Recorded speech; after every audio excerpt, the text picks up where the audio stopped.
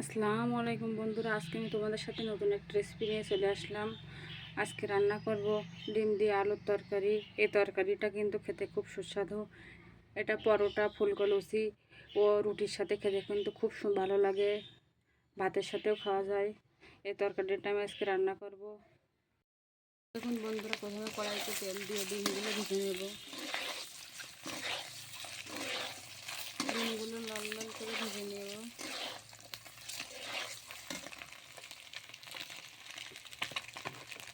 ডিমগুলো ভাজা হয়ে গিয়েছে, এখন তুলে নেব। এখন ওই একই কড়াইতে তেল দিয়ে দেব। তেলটা দিয়ে এখানে বেটে রেখেছি শুকনো ঝাল, আদা রসুন পেঁয়াজ ও ধনিয়া গুঁড়া দিয়ে দেব। দিয়ে মশলাটা ভালোভাবে কষিয়ে নেব। দিয়ে দেব স্বাদ মতো লবণ, দিয়ে দেব হলুদ গুঁড়া, দিয়ে মশলাটা ভালোভাবে কষিয়ে নেব।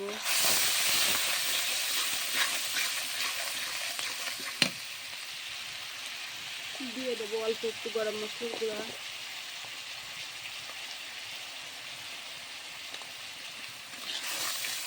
দিয়ে এটা এখন কষিয়ে নেব। মশলাটা কষানো হয়ে গিয়েছে। এখন আগে থেকে কেটে ধুয়ে রাখা আলুটা দিয়ে দেব।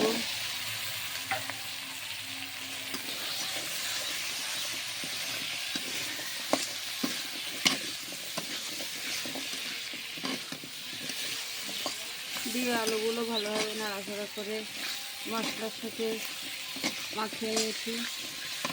এখন একটু পানি দিয়ে দেব।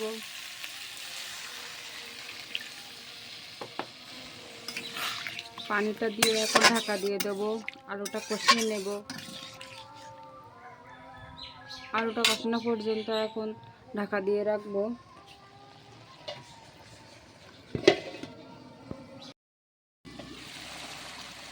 দেখুন আমার আলুটা কষানো হয়ে গিয়েছে প্রায়। এখন পানিটা একদম শুকিয়ে নেব। আমার তরকারিটা কষানো হয়ে গিয়েছে, এখন পানি দিয়ে দেব। আলুটা কিন্তু গলে গিয়েছে, তো অল্প করে পানি দিয়ে দেব।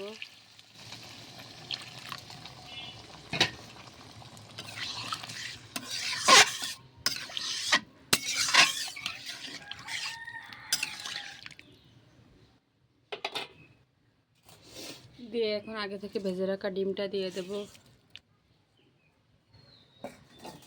দিয়ে অল্প একটু ঢাকা দিয়ে রাখবো।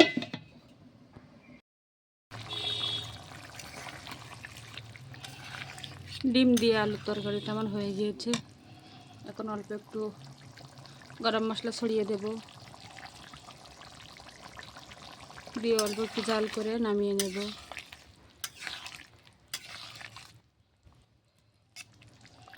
তরকারিটা হয়ে গিয়েছে, এখন নামিয়ে নেব।